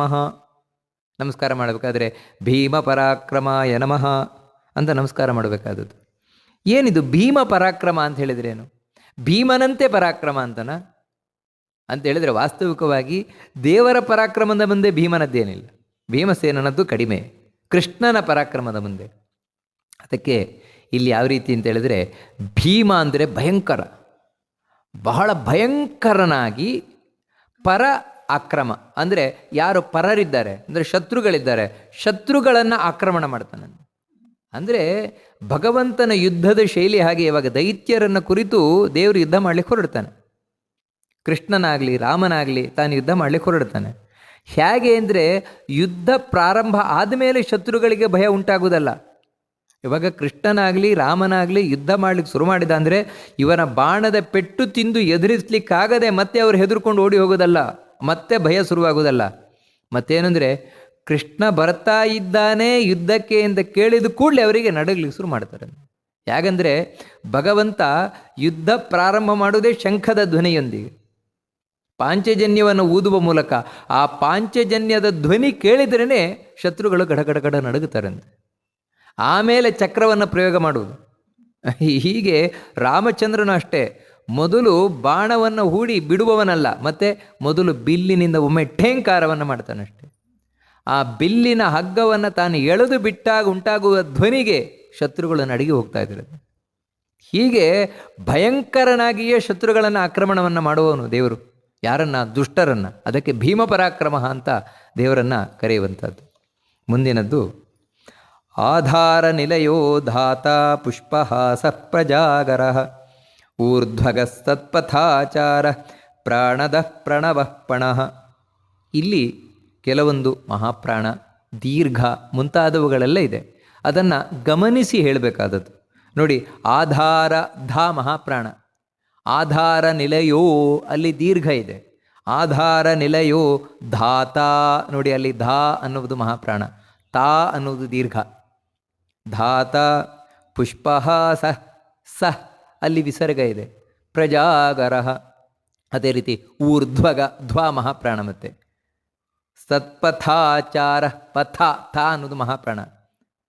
ಪ್ರಾಣದ ಪ್ರಣವ ಪಣಃ, ನೋಡಿ ಹೀಗೆ ಅಲ್ಪ ಪ್ರಾಣ, ಮಹಾಪ್ರಾಣ, ದೀರ್ಘ, ಹ್ರಸ್ವ ಇವುಗಳನ್ನೆಲ್ಲ ಸರಿ ಗಮನದಲ್ಲಿಟ್ಟುಕೊಂಡು ನಾವು ಉಚ್ಚಾರಣೆಯನ್ನು ಮಾಡಬೇಕಾದದ್ದು.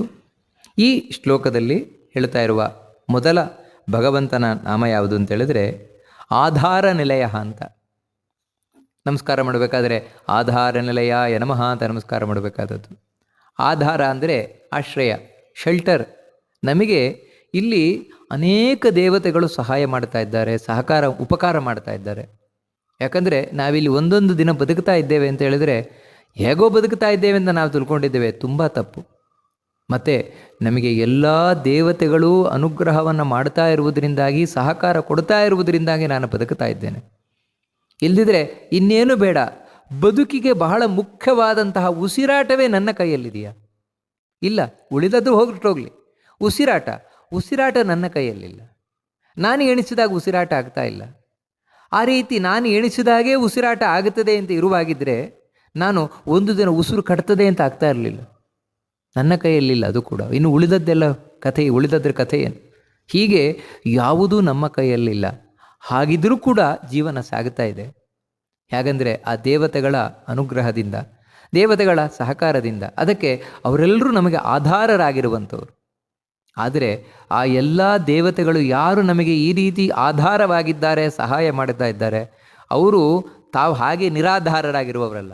ಮತ್ತು ಅವರೆಲ್ಲರಿಗೂ ಆಧಾರನಾಗಿರುವವನವನೇ ದೇವರೇ, ಅದೇ ನಾರಾಯಣ. ಅದಕ್ಕೆ ನಿಲಯ, ಆಧಾರ ನಿಲಯ. ಈ ಆಧಾರವಾದ ಎಲ್ಲ ದೇವತೆಗಳಿಗೂ ಮನೆಯಾಗಿರುವವನವನೇ, ಆಶ್ರಯನಾಗಿರುವವನವನೇ ದೇವರೇ. ಆ ದೇವರನ್ನು ಆಶ್ರಯಿಸಿ, ದೇವರನ್ನು ನಂಬಿ ಅವರು ನಮಗೆ ಬೇಕಾದದ್ದನ್ನು ಕೊಡ್ತಾ ಇದ್ದಾರೆ. ಅದಕ್ಕೆ ಅವನನ್ನು ಆಧಾರ ನಿಲಯ ಅಂತ ಭಗವಂತನನ್ನು ಕರೀತಾರೆ. ಮುಂದಿನದ್ದು ಧಾತ. ನಮಸ್ಕಾರ ಮಾಡಬೇಕಾದ್ರೆ ಧಾತ್ರೇ ನಮಃ ನಮಸ್ಕಾರ ಮಾಡಬೇಕಾದದ್ದು. ಇದು ಕೂಡ ಹಿಂದೆ ಬಂದಿದೆ, ವಿಷ್ಣು ಸಹಸ್ರನಾಮದಲ್ಲಿ ಹಿಂದೆ ಬಂದಿದೆ. ಮತ್ತು ಇದು ಬೇರೆಯ ರೂಪ, ಹೆಸರು ಒಂದೇ, ರೂಪ ಬೇರೆ.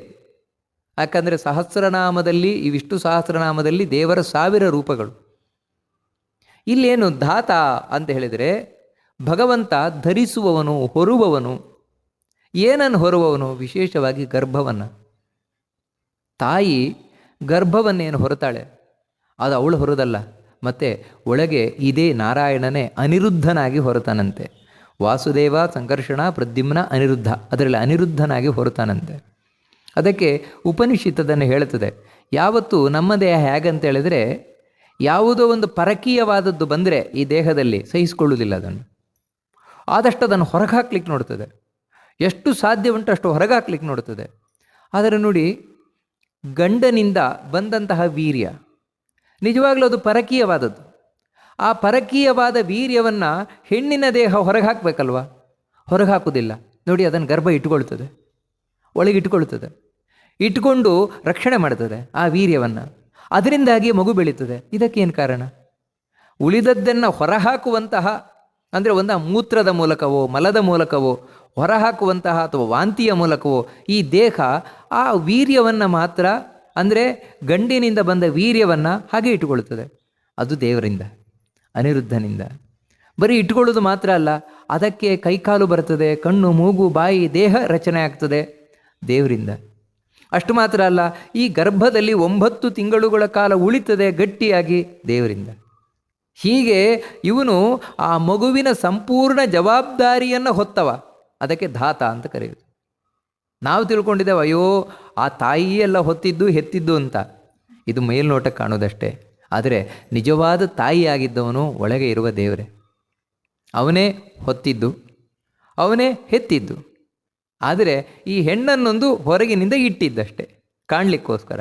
ಅದಕ್ಕೆ ಆ ದೇವರನ್ನು ಧಾತ ಅಂತ ಕರೀತಾರೆ. ಮುಂದಿನದ್ದು ಪುಷ್ಪಹಾಸಃ. ನಮಸ್ಕಾರ ಮಾಡಬೇಕಾದ್ರೆ ಪುಷ್ಪಹಾಸಾಯ ನಮಃ ಅಂತ ನಮಸ್ಕಾರ ಮಾಡಬೇಕು. ಇದೇನು ಅಂತ ಹೇಳಿದ್ರೆ ಆ ಭಗವಂತನ ನಗು ಅದು ಹೇಗಿದೆ ಅಂತ ಹೇಳಿದ್ರೆ ಹೂವು ಅರಳಿದಂತಿದೆಯಂತೆ. ಅರಳಿದ ಹೂವಿನಂತೆ ಭಗವಂತನ ನಗು ಅಂತೆ. ಅಂದರೆ ಅಷ್ಟು ಸುಂದರವಾದ ನಗು. ಯಾವ ರೀತಿ ಪುಷ್ಪ ಅರಳಿ ನಿಂತರೆ ಎಷ್ಟು ಸಂತೋಷ ಆಗತ್ತೆ ಆ ರೀತಿ. ಯಾಕಂದರೆ ಒಂದು ಮುಖ ಅರಳಿದೆ ಅಂತ ನಾವು ಹೇಳ್ತಾರೆ, ಓ ಅವ್ರ ಮುಖ ಭಾರಿ ಅರಳಿದೆ ಅಂತ. ಆ ಅರಳಿದೆ ಅಂತ ಗೊತ್ತಾಗೋದು ಎರಡರಿಂದ, ಒಂದು ಕಣ್ಣಿನಿಂದ, ಇನ್ನೊಂದು ಬಾಯಿಯಿಂದ. ಕೆಲವೊಮ್ಮೆ ಕಣ್ಣಿನಿಂದಲೂ ಗೊತ್ತಾಗದೇ ಇರ್ಬೋದು, ಬಾಯಿಯ ಅರಳುವಿಕೆಯಿಂದ ಗೊತ್ತಾಗೇ ಆಗುತ್ತೆ. ಆ ರೀತಿ ಭಗವಂತ ಆ ಭಕ್ತರನ್ನು ನೋಡ್ತಾ ಮುಗುಳು ನಗತಾ ಅರಳಿದ ಮುಖದಿಂದ ಹರಿಸ್ತಾನಂತೆ. ಅಂದರೆ ಭಗವಂತ ಮುಗುಳು ನಕ್ಕ ಅಂತ ಹೇಳಿದ್ರೆ ಸಾಕು, ಅವನ ಅನುಗ್ರಹ ಆಯಿತು ಅಂತಲೇ ಅರ್ಥ. ಇನ್ನು ಬಾಯಿ ಬಿಟ್ಟು ಅವನ ಅನುಗ್ರಹ ಮಾಡಬೇಕಾಗಿಲ್ಲ. ಅದಕ್ಕಾಗಿಯೇ ಪುಷ್ಪಹಾಸ ಅನ್ನೋದಕ್ಕೆ ಇನ್ನೂ ಒಂದು ಅರ್ಥ ಏನು ಅಂತ ಹೇಳಿದ್ರೆ, ತಾನು ಹೂವಿನಂತೆ ಅರಳಿದ ಹೂವಿನಂತೆ ಮುಗುಳು ನಗುತ್ತಾನೆ. ಅಷ್ಟು ಮಾತ್ರ ಅಲ್ಲ, ಭಕ್ತರನ್ನು ಹೂವು ಅರಳಿದಂತೆ ಮುಗುಳು ನಗೆ ಉಳ್ಳವರನ್ನಾಗಿ ಮಾಡ್ತಾನೆ. ಅಂದರೆ ಪುಷ್ಪದಂತೆ ಹಾಸವುಳ್ಳವರನ್ನಾಗಿ ಮಾಡ್ತಾನೆ, ಮುಗುಳು ನಗೆ ಉಳ್ಳವರನ್ನಾಗಿ ಮಾಡ್ತಾನೆ ತನ್ನ ಭಕ್ತರನ್ನು, ಸಜ್ಜನರನ್ನು. ಅದಕ್ಕಾಗಿ ಭಗವಂತನನ್ನು ಪುಷ್ಪಹಾಸಃ ಅಂತ ಕರೀತಾರೆ. ಮುಂದಿನದ್ದು ಪ್ರಜಾಗರ. ನಮಸ್ಕಾರ ಮಾಡಬೇಕಾದ್ರೆ ಪ್ರಜಾಗರಾಯ ನಮಃ ಅಂತ ನಮಸ್ಕಾರ ಮಾಡಬೇಕಾದದ್ದು. ಏನು ಪ್ರಜಾಗರ ಅಂತ ಹೇಳಿದ್ರೆ ಜಾಗರ ಗೊತ್ತಲ್ವ, ಎಚ್ಚರ. ಅಂದರೆ ತುಂಬ ಚೆನ್ನಾಗಿ ಎಚ್ಚರವಾಗಿರುವವನು ದೇವರು ಅಂತ ಹೇಳಿದರೆ, ಯಾರು ಮಲಗಿದ್ರೂ ಮಲಗದವನು, ಯಾವತ್ತಿಂದ ಯಾವತ್ತಿಗೂ ಮಲಗದವನು ದೇವರು. ಎಚ್ಚರವಾಗೇ ಇರುವವನು, ಎಚ್ಚರವಾಗೇ ಇರುವವನು, ಎಚ್ಚರವಾಗೇ ಇರು. ಎಲ್ಲಿವರೆಗೆ ಅಂದರೆ ನಾವು ಗಾಢದ ನಿದ್ರೆಯಲ್ಲಿದ್ದಾಗಲೂ ಕೂಡ ದೇವರು ಎಚ್ಚರವಾಗಿರ್ತಾನೆ. ಯಾಕೋಸ್ಕರ? ನನಗೆ ಗಾಢ ನಿದ್ರೆ ಕೊಡಲಿಕ್ಕೋಸ್ಕರ. ದೇವರು ಎಚ್ಚರವಾಗಿಲ್ಲದಿದ್ದರೆ ನನಗೆ ಗಾಢ ನಿದ್ರೆ ಕೊಡಲಿಕ್ಕಾಗೋಲ್ಲ. ಯಾಕೆ ಅಂತ ಹೇಳಿದ್ರೆ, ಆ ಸಂದರ್ಭದಲ್ಲಿ ಈ ದೇಹದ ಕಾಂಟ್ಯಾಕ್ಟನ್ನು ತಪ್ಪಿಸಿ, ಅಂದರೆ ಈ ದೇಹದ ಸಂಪೂರ್ಣ ಸಂಬಂಧವನ್ನು ತಪ್ಪಿಸಿ ಒಳಗಿನಿಂದ ನಮಗೊಂದು ಖುಷಿ ಕೊಡ್ತಾ ಇರ್ತಾನೆ ದೇವರು. ಅದಕ್ಕಾಗಿಯೇ ಯಾವತ್ತೂ ಒಬ್ಬ ವ್ಯಕ್ತಿ ಮಲಗಿ ಎದ್ದ ಮೇಲೆ ಹೇಳೋದೇನು ಅಂದರೆ ರಾತ್ರಿ ಸುಖವಾಗಿ ನಿದ್ರೆ ಮಾಡಿದೆ ಅಂತ. ಆ ಸುಖವಾಗಿ ಅನ್ನೋದು ಎಲ್ಲಿ? ಯಾಕಂದರೆ ಸುಖ ಹೊರಗಿಂದ ವಸ್ತುಗಳು ಬೇಕಲ್ವ. ನಾವು ಏನು ತಿಳ್ಕೊಂಡಿರ್ತೇವೆ ಅಂತ ಹೇಳಿದ್ರೆ, ನೋಡುವುದರಿಂದ ಖುಷಿ, ತಿನ್ನುವುದರಿಂದ, ಮುಟ್ಟುವುದರಿಂದ, ಮೂಸುವುದರಿಂದ ಖುಷಿ, ಸುಖ ಅಂತ ಹೇಳೋದು ಹಾಗೆ ಅಂತ. ಆದರೆ ರಾತ್ರಿ ಗಾಢ ನಿದ್ರೆ ಮಾಡಬೇಕಾದ್ರೆ ಏನಿದೆ ಸುಖ ಪಡಲಿಕ್ಕೆ? ತಿನ್ಲಿಕ್ಕೆ ಏನಾದರೂ ಇದೆಯಾ? ನೋಡ್ಲಿಕ್ಕೆ ಏನಾದರೂ ಇದೆಯಾ? ಮುಟ್ಲಿಕ್ಕೆ, ಮೂಸಲಿಕ್ಕೆ ಏನೂ ಇಲ್ಲ. ಹಾಗಿದ್ರು ನಾವು ಹೇಳ್ತೇವಲ್ವ, ರಾತ್ರಿ ಖುಷಿಯಾಗಿ ಸುಖವಾಗಿ ಮಲಗಿದೆ ಅಂತ, ಒಳ್ಳೆ ನಿದ್ರೆ, ಚೆನ್ನಾಗಿ ನಿದ್ರೆ ಬಂತು. ಅಂದರೆ ಏನು? ಸುಖವಾಗಿ ನಿದ್ರೆ ಬಂತು. ಹೇಗೆ? ಏನೂ ಇಲ್ಲದೆ ಹೇಗ್ರಿ ಖುಷಿ ಬಂತು? ಹೇಗ್ರಿ ಸುಖ ಬಂತು? ಅದು ಒಳಗೆ ಕೂತ ದೇವರು ಕೊಟ್ಟದ್ದು. ಅದಕ್ಕೆ ನಮಗೆ ಆನಂದ ಕೊಡ್ಲಿಕ್ಕೋಸ್ಕರ ದೇವರಿಗೆ ಎಚ್ಚರವಾಗಿರ್ತಾನೆ ಯಾವತ್ತಿಂದ ಯಾವತ್ತಿಗೂ. ನಾವು ಮಲಗಿದ್ರೂ ದೇವರು ಮಲಗಲ್ಲ, ನಾವು ಎಚ್ಚರ ಗೇಡಿಗಳಾದರೂ ದೇವರು ಎಚ್ಚರ ಗೇಡಿ ಆಗೋಲ್ಲ. ಕಣ್ಣಿಂದ ಕಣ್ಣಿನ ಮೇಲೆ ಕಣ್ಣಿಟ್ಟು ನೋಡ್ತಾ ಇರ್ತಾನೆ ದೇವರು. ಅದಕ್ಕೆ ಅವನನ್ನು ಪ್ರಜಾಕರ ಅಂತ ಹೇಳೋದು ದೇವರನ್ನು. ಯಾವತ್ತೂ ಎಚ್ಚರದಿಂದಿರುವವನು. ಯಾರ ಬಗ್ಗೆ? ಎಲ್ಲ ಜೀವರ ಬಗ್ಗೆ. ಅದಕ್ಕೋಸ್ಕರ ಅಯ್ಯೋ ದೇವರಿಗೆ ನಮ್ಮ ಬಗ್ಗೆ ಕಾಳಜಿ ಇಲ್ಲಪ್ಪ, ದೇವರು ನಮ್ಮ ಬಗ್ಗೆ ಎಲ್ಲ ನೋಡ್ತಾನೆ, ನಮ್ಮನ್ನು ಎಲ್ಲಿ ನೋಡ್ತಾನೆ, ಈ ರೀತಿಯೆಲ್ಲ ನಾವು ತಿಳ್ಕೊಳ್ಬೋದು. ಆದರೆ ಖಂಡಿತ ಇಲ್ಲ, ದೇವರು ಯಾವತ್ತೂ ನೋಡ್ತಾನೇ ಇರ್ತಾನೆ ನಮ್ಮನ್ನು. ಪ್ರಜಾಗ್ರಹ. ಮುಂದಿನದ್ದು ಊರ್ಧ್ವಗಃ ಅಂತ. ಊರ್ಧ್ವಗ ಅಂತ ದೇವರನ್ನು ಯಾಕೆ ಕರೀತಾ ಇಲ್ಲ ನಮಸ್ಕಾರ ಮಾಡಬೇಕಾದ್ರೆ? ಊರ್ಧ್ವಗಾಯ ನಮಃ ನಮಸ್ಕಾರ ಮಾಡೋದು. ಯಾಕೆ ದೇವರನ್ನು ಊರ್ಧ್ವಗ ಅಂತ ಕರೀತಾರೆ ಅಂದರೆ, ಎತ್ತರದಲ್ಲಿರುವವನು, ಎಲ್ಲರಿಗಿಂತ ಎತ್ತರದಲ್ಲಿರುವವನು, ಸರ್ವೋತ್ತಮನಾಗಿರುವವನು. ದೇವರಿಗಿಂತ ಎತ್ತರಕ್ಕೆ ಇನ್ನೊಬ್ಬರಿಗೆ ಏರ್ಲಿಕ್ಕೆ ಸಾಧ್ಯವೇ ಇಲ್ಲ, ವಿಷ್ಣುವಿಗಿಂತ ಎತ್ತರಕ್ಕೆ. ಅದಕ್ಕೆ ಅವನನ್ನು ಊರ್ಧ್ವಗ ಅಂತ ಕರೀತಾರೆ. ಮುಂದಿನದ್ದು ಸತ್ಪಥಾಚಾರ. ನಮಸ್ಕಾರ ಮಾಡಬೇಕಾದ್ರೆ ಸತ್ಪಥಾಚಾರಾಯ ನಮಃ ನಮಸ್ಕಾರ ಮಾಡಬೇಕಾದದ್ದು. ಸತ್ಪಥ, ಸಜ್ಜನರ ಮಾರ್ಗ, ಸಜ್ಜನರು ಸಾಗಿದ ಮಾರ್ಗ. ಆ ಮಾರ್ಗವನ್ನು ಭಗವಂತ ಆಚಾರ ಆಚರಿಸಿ ತೋರಿಸಿಕೊಡ್ತಾನಂತೆ ನೋಡಿ. ಅದಕ್ಕಾಗಿ ದೇವರು ರಾಮನಾಗಿ ಬರ್ತಾನೆ, ಕೃಷ್ಣನಾಗಿ ಬರ್ತಾನೆ. ಯಾಕೋಸ್ಕರ ಅಂದರೆ ಕೇವಲ ದೈತ್ಯರನ್ನು ಸಂಹಾರ ಮಾಡಲಿಕ್ಕಲ್ಲ, ರಾವಣನ ಕೊಲ್ಲಿಕ್ಕೆ, ಕಂಸನನ್ನು ಕೊಲ್ಲಬೇಕು ಅಂತ ಹೇಳಿದ್ರೆ ದೇವರು ಇಲ್ಲಿ ಇಳಿದು ಬರಬೇಕಾಗಿಲ್ಲ. ವೈಕುಂಠದಲ್ಲಿ ಕೂತು ಇಚ್ಛೆ ಮಾಡಿದರೆ ಸಾಕು, ರಾವಣ ಸತ್ತೋಗ್ಲಿ, ಕಂಸ ಸತ್ತೋಗ್ಲಿ, ದುರ್ಯೋಧನಾದಿಗಳು ಸತ್ತೋಗ್ಲಿಂದ ಮುಂದಿನ ಕ್ಷಣದಲ್ಲೇ ಸತ್ತೋಗ್ತಾರೆ. ಆದರೆ ದೇವರು ಹಾಗೆ ಮಾಡೋಲ್ಲ, ಇಲ್ಲಿಗೆ ಇಳ್ಕೊಂಡು ಬರ್ತಾನೆ. 100 ವರ್ಷ ಇಲ್ಲಿ ಇರ್ತಾನೆ ನೋಡಿ. ಕೃಷ್ಣನಾಗಿ ಬಂದು 100 ವರ್ಷ ಇದ್ದ ಇಲ್ಲಿ. ಯಾಕೋಸ್ಕರ ಅಂತ ಹೇಳಿದ್ರೆ ನಮಗೆ ತೋರಿಸಿಕೊಡ್ಲಿಕ್ಕೆ. ನೋಡಪ್ಪ, ಒಳ್ಳೆಯ ಮಾರ್ಗ ಈ ರೀತಿ ಇದೆ. ಯಾವುದು ಒಳ್ಳೆಯ ಮಾರ್ಗ? ಹಿಂದಿನಿಂದ ಬಂದ ಮಾರ್ಗ. ಏವಂ ಪರಂಪರಾ ಪ್ರಾಪ್ತಂ ಇಮಂ ರಾಜರ್ಷಿಯೋ ವಿದುಹು ಅಂತ ಭಗವದ್ಗೀತೆಯಲ್ಲಿ ಹೇಳಿದಾಗ, ನೋಡಪ್ಪ, ಇದು ಹಿಂದಿನಿಂದ ಸಜ್ಜನರು ಆಚರಿಸಿದ ಮಾರ್ಗ. ಅದನ್ನು ನಾನು ನಿನಗೆ ಹೇಳ್ತಾ ಇದ್ದೇನೆ. ಹೇಳುವುದು ಮಾತ್ರ ಅಲ್ಲ, ಆಚರಿಸಿ ತೋರಿಸ್ತಾ ಇದ್ದೇನೆ. ಹೀಗೆ ತಾನು ಆಚರಿಸಿ ತೋರಿಸುವವನಂತೆ ದೇವರು. ಅದಕ್ಕೆ ಸತ್ಪಥಾಚಾರ ಅಂತ. ಅಥವಾ ಯಾರು ಸಜ್ಜನರಿದ್ದಾರೆ, ಸಜ್ಜನರು ಹೋಗುವ ಮಾರ್ಗ ಏನಿದೆ, ಅವರು ಆಚರಿಸುವ ಆಚರಣೆ ಏನಿದೆ, ಅದು ಇವನ ಅನುಗ್ರಹದಿಂದಲೇ. ಅದಕ್ಕೆ ಇವನನ್ನು ಸತ್ಪಥಾಚಾರ ಅಂತ ಕರೀತಾರೆ. ಮುಂದಿನದ್ದು ಪ್ರಾಣದಹ. ನಮಸ್ಕಾರ ಮಾಡಬೇಕಾದ್ರೆ ಪ್ರಾಣದಾಯ ನಮಃ ನಮಸ್ಕಾರ ಮಾಡಬೇಕಾದದ್ದು. ಇದು ವಿಷ್ಣು ಸಹಸ್ರನಾಮದಲ್ಲಿ ಬರ್ತಾ ಇರುವಂತಹ 4ನೇ ಬಾರಿ ಬರ್ತಾ ಇರುವ ಶಬ್ದ ಇದು. ಪ್ರಾಣದಹ ಅನ್ನೋದು ಈಗಾಗಲೇ 3 ಬಾರಿ ಬಂದಿದೆ, ಇದು 4ನೇ ಬಾರಿ ಬರ್ತಾ ಇರುವುದು. ಅಂದರೆ ಒಂದೇ ಹೆಸರಿನ 4 ರೂಪಗಳು. ಇದು 4ನೆಯ ರೂಪ ವಿಷ್ಣು ಸಹಸ್ರನಾಮದಲ್ಲಿ. ಏನಿದು ಪ್ರಾಣದಹ ಅಂತ ಹೇಳಿದ್ರೆ ಏನು ಅಂದರೆ, ಭಗವಂತ ನಮಗೆ ಪ್ರಾಣ ಕೊಡ್ತಾ ಇದ್ದಾನೆ ಅಂತ. ಪ್ರಾಣ ಅಂತ ಹೇಳಿದರೆ ಒಂದು ಉಸಿರಾಟ, ಅದಕ್ಕೆ ಬೇಕಾದ ಶಕ್ತಿ ಅಂತ, ಅಷ್ಟು ಮಾತ್ರ ಅಲ್ಲ. ಇನ್ನೊಂದೇನೆಂದರೆ ಪ್ರಾಣ ಅಂದರೆ ಈ ಇಂದ್ರಿಯಗಳು, ಅದಕ್ಕೂ ಪ್ರಾಣ ಅಂತ ಕರೀತಾರೆ. ಎಲ್ಲ ಇಂದ್ರಿಯಗಳನ್ನು ಕೊಡ್ತಾ ಇರುವವನು. ಅಂದರೆ ಇವತ್ತು ನಮಗೆ ಕಣ್ಣು, ಕೈ, ಕಾಲು, ಮೂಗು, ಬಾಯಿ ಇವೆಲ್ಲ ಚೆನ್ನಾಗಿದೆ, ಗಟ್ಟಿಮುಟ್ಟಾಗಿದೆ, ಅದು ಅವನ ಅನುಗ್ರಹ. ಅದಕ್ಕೋಸ್ಕರ ಯಾವತ್ತು ಅಯ್ಯೋ ದೇವ್ರು ಏನ್ರಿ ನನಗೆ ಮಾಡಿದ್ದಾನೆ, ಏನು ಅನುಗ್ರಹ ಮಾಡಿದ್ದಾನೆ, ಈ ರೀತಿ ಹೇಳುವವನಿಗಿಂತ ಪಾಪಿ ಇನ್ನೊಬ್ಬ ಇಲ್ಲ ಜಗತ್ತಿನಲ್ಲಿ. ನಾವೇನು ತಿಳ್ಕೊಳ್ತೇವೆ ಅಂದರೆ, ನಾನೇನು ಪಾಪವೇ ಮಾಡಿಲ್ಲ, ನಾನು ಏನು ದೇವರಿಗೆ ಕೆಟ್ಟದ್ದು ಮಾಡಿದ್ದೇನೆ, ಇದಕ್ಕಿಂತ ದೊಡ್ಡದು ಇನ್ನೇನು ಬೇಕು ದೇವರಿಗೆ? ನಾವು ಕೆಟ್ಟದ್ದು ಮಾಡೋದು ಏನು ಮಾಡಿದ ದೇವ್ರು ನಮಗೆ? ನಾನು ದೇವರಿಗೆ ಅಷ್ಟು ಕೊಟ್ಟೆ, ದೇವರಿಗೆ ಇಷ್ಟು ಕೊಟ್ಟೆ, ನಾನು ದೇವರಿಗೆ ಹಾಗೆ ಮಾಡಿದೆ, ದೇವರಿಗೆ ಹೀಗೆ ಮಾಡಿದೆ, ಈ ರೀತಿ ಬೈತೇವೆ. ಆದರೆ ಈ ಕಣ್ಣು, ಕಾಲು, ಕೈ, ಮೂಗು, ಬಾಯಿ ಉಳ್ಳಂತಹ ಇಂತಹ ಸುಸಜ್ಜಿತವಾದ ದೇಹ ಕೊಟ್ಟವನು ಯಾರು? ದೇವರು ತಾನೆ. ಯಾಕಂತ ಹೇಳಿದ್ರೆ ಇದನ್ನು ಯಾರಾದರೂ ಡಾಕ್ಟ್ರು ಕೊಡ್ಲಿಕ್ಕೆ ಸಾಧ್ಯ ಇದೆಯಾ? ಇಂತಹ ಸುಸಜ್ಜಿತವಾದ ದೇಹವನ್ನು ಅಥವಾ ಯಾವುದಾದ್ರೂ ವಿಜ್ಞಾನ ಕೊಡ್ಲಿಕ್ಕೆ ಸಾಧ್ಯ ಇದೆಯಾ? ಬೇರೆ ಯಾರಾದರೂ ಕೊಡ್ಲಿಕ್ಕೆ ಸಾಧ್ಯ ಇದೆಯಾ? ಇಲ್ಲ. ದೇವರು ಕರುಣಿಸಿದರೆ ಮಾತ್ರ. ದೇವರಿಗೆ ಇಚ್ಛೆ ಪಟ್ಟ ಅಂದರೆ ಒಂದೇ ನಿಮಿಷಕ್ಕೆ ಕೈಕಾಲನ್ನು ತೆಗಿಬಹುದು. ಅದೇ ಪ್ಯಾರಲಿಸಿಸ್. ಪ್ಯಾರಲಿಸಿಸ್ ಬಂತು ಅಂದರೆ ಒಂದು ಕ್ಷಣ ಇವನ ಕೈಯಲ್ಲಿ ಬಲ ಇಲ್ಲ, ಕಾಲಲ್ಲಿ ಬಲ ಇಲ್ಲ, ಯಾವ ಅಂಗಾಂಗಗಳಲ್ಲೂ ಬಲ ಇಲ್ಲ ಅಂತ ಆಗ್ಬಿಡ್ಬೋದು. ಆವಾಗ ದೇವರ ಬಗ್ಗೆ ಸಿಟ್ಟು ಬರುತ್ತೆ. ಆದರೆ ಇದ್ದಾಗ ಯಾಕೆ ದೇವರ ಬಗ್ಗೆ ನಮಗೆ ನೆನಪಾಗೋಲ್ಲ? ನಮಗೆ ಎಲ್ಲ ಇಂದ್ರಿಯಗಳನ್ನು ಕೊಟ್ಟವನು ಅವನೇ. ಆ ನೆನಪು ಯಾವತ್ತೂ ಇರಬೇಕು. ಅದೇ ಪ್ರಾಣದಹ. ನನಗೆ ಎಲ್ಲವನ್ನ ಕೊಟ್ಟವನು ಅವನೇ. ದಾನ ಮಾಡಿದ್ದಾನೆ, ಎಲ್ಲವನ್ನ ದೇವರು ನಮಗೆ ಕೊಟ್ಟಿದ್ದಾನೆ. ಮುಂದಿನದ್ದು ಪ್ರಣವಃ. ನಮಸ್ಕಾರ ಮಾಡಬೇಕಾದ್ರೆ ಪ್ರಣವಾಯ ನಮಃ ಅಂತ ನಮಸ್ಕಾರ ಮಾಡಬೇಕಾದದ್ದು. ಇದು ಕೂಡ ವಿಷ್ಣು ಸಹಸ್ರನಾಮದಲ್ಲಿ 2ನೇ ಬಾರಿ ಬರ್ತಾ ಇರುವಂಥದ್ದು. ಒಂದು ನಾನು ನೋಡಿದ್ದೇವೆ, ಪ್ರಣವ ಅಂದರೆ ಓಂಕಾರ. ಆ ಓಂಕಾರದಿಂದ ಕರೆಯಲ್ಪಡುವವನು. ನೀವು ಓಂ ಅಂತ ಹೇಳಿದರೆ ಅದು ವಿಷ್ಣುವನ್ನೇ ಕರೆಯುವುದು, ಬೇರೆ ಯಾರನ್ನೂ ಅಲ್ಲ. ಇನ್ನೊಂದೇನು ಅಂತ ಹೇಳಿದ್ರೆ ಪ್ರಣವ ಅಂದರೆ ಅಂದರೆ ಚೆನ್ನಾಗಿ, ಚೆನ್ನಾಗಿ ನಮ ಅಂದರೆ ನಮಸ್ಕರಿಸ್ತಾರೆ. ಯಾರಿಗೆ ಎಲ್ಲ ದೇವತೆಗಳಿಂದ ಹಿಡಿದು ಪ್ರತಿಯೊಬ್ಬರು ಚೆನ್ನಾಗಿ ನಮಸ್ಕಾರ ಮಾಡ್ತಾರೋ, ಅಂದರೆ ಭಕ್ತಿಪೂರ್ವಕವಾಗಿ ನಮಸ್ಕಾರ ಮಾಡ್ತಾರೋ, ಪ್ರೀತಿಯಿಂದ ನಮಸ್ಕಾರ ಮಾಡ್ತಾರೋ, ಅವನೇ ಪ್ರಣವ. ಕಾರಣ ಏನು ಅಂತ ಹೇಳಿದ್ರೆ ಅಂಥ ಸದ್ಗುಣ ಭರಿತನಾದವನು ದೇವರು. ಆ ದೇವರು ಎಷ್ಟು ಒಳ್ಳೆಯವನು ಅಂತ ತಿಳ್ಕೊಂಡಾಗ, ದೇವರಲ್ಲಿ ಸ್ವಲ್ಪವೂ ಕೆಟ್ಟ ಅಂಶ ಇಲ್ಲವೇ ಇಲ್ಲ ಅಂತ ತಿಳ್ಕೊಂಡಾಗ ಯಾರಿಗೆ ತಾನೇ ನಮಸ್ಕಾರ ಮಾಡದೇ ಇರಲಿಕ್ಕೆ ಇಷ್ಟ ಆಗುತ್ತೆ? ಮನಸ್ಸು ಬರುವುದಿಲ್ಲ ದೇವರಿಗೆ. ಅದರಿಂದಾಗಿ ಎಲ್ಲರೂ ಯಾರಿಗೆ ಚೆನ್ನಾಗಿ ನಮಸ್ಕಾರ ಮಾಡ್ತಾರೋ ಅವನೇ ಪ್ರಣವ. ನಂತರ ಪಣಃ, ಕಡೆಯದಾಗಿ ನಮಸ್ಕಾರ ಮಾಡಬೇಕಾದ್ರೆ ಪಣಾಯ ನಮಃ ಅಂತ. ಸಂಸ್ಕೃತದಲ್ಲಿ ಪಣ ಅಂತ ಹೇಳಿದರೆ ವ್ಯವಹಾರ.